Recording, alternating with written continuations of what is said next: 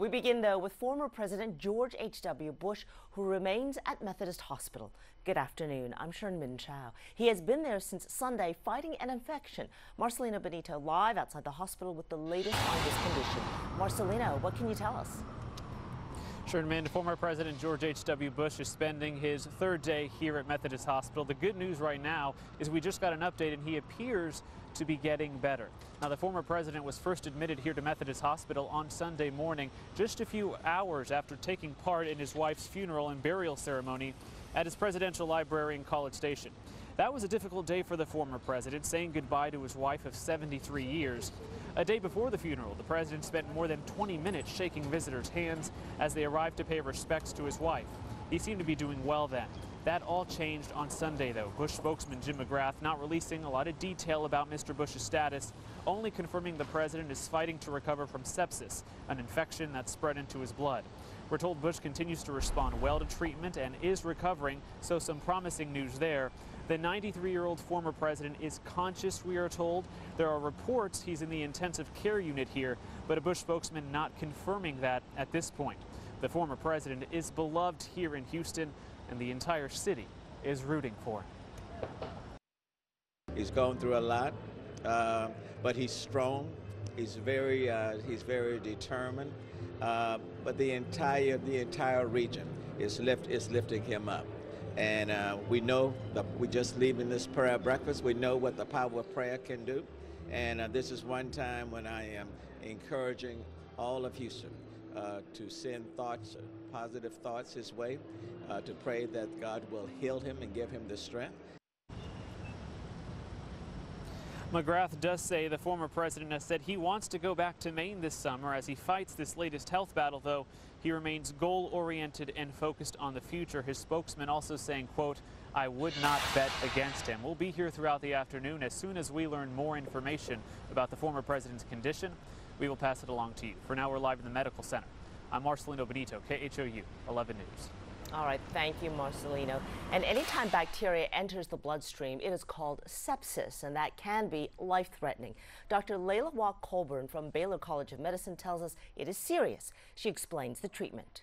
If they have low blood pressure, we start them with IV fluids, and then we start giving them what we call broad-spectrum antibiotics, meaning that it covers all bases. It covers the staph, the strep, and the E. coli. Symptoms can include fever, fatigue, unresponsiveness, and low blood pressure. She says the first 24 to 48 hours are critical. We will continue to follow the former president's health as he recovers in the hospital. We will bring you any updates when we get them on air and online at KHOU.com. The Bush Presidential Library is extending its hours to accommodate people who want to visit the gravesite of former First Lady Barbara Bush. Today it is open until 8 p.m. and admission is free. Tomorrow they will return to normal hours and pricing. Harris County homicide investigators are looking into how a woman's body wound up in a park near the Johnson Space Center and, of course, how she died. The grim discovery happened this morning in Clear Lake Park. Deputies say that the body is that of a 25-year-old woman. There is no clear word yet if this was a homicide. A memorial is growing in Toronto at the scene where a man plowed into people on a sidewalk, killing 10 and injuring 15. That suspect appeared in court this morning. Kenneth Craig has the latest.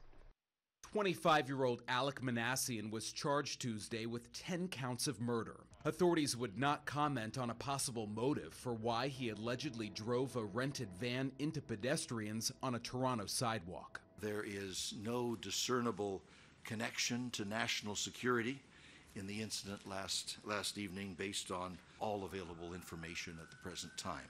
Monday's deadly rampage stretched for nearly a mile and a half. The streets were crowded as people enjoyed one of the first warm days of spring. I've seen a scene I've never seen in my life. You see it in a war zone. A tense standoff with police followed as the suspect pointed an object at an officer.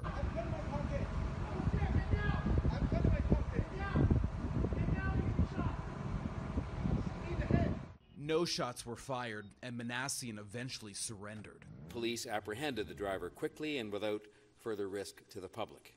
It was a heartening example of courage and good training. Canadian Prime Minister Justin Trudeau said the incident has not changed the overall threat level in Canada. even though it happened as cabinet ministers from the G7 nations are meeting in Toronto. We cannot, as Canadians, choose to live in fear every single day as we go about our daily business. Near the scene of the attack, well-wishers left messages of condolences to the victims. Kenneth Craig, CBS News.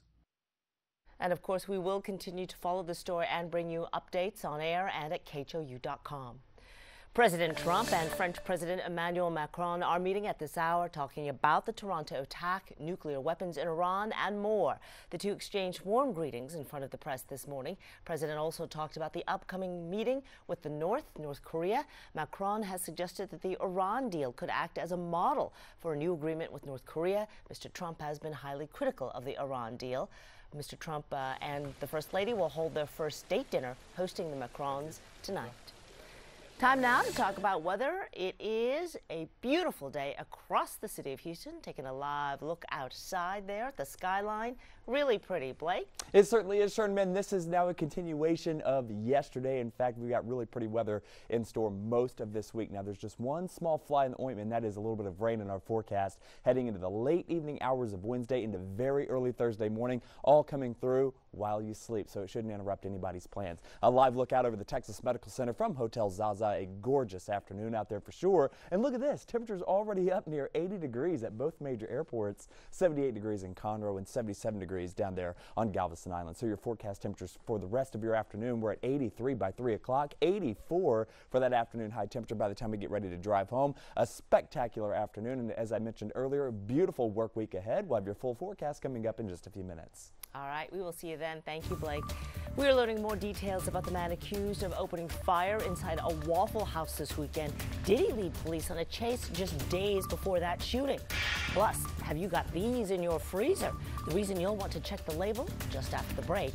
Plus, bells are ringing as the UK welcomes its newest prince. But what will his name be? The big odds as the bets come on in.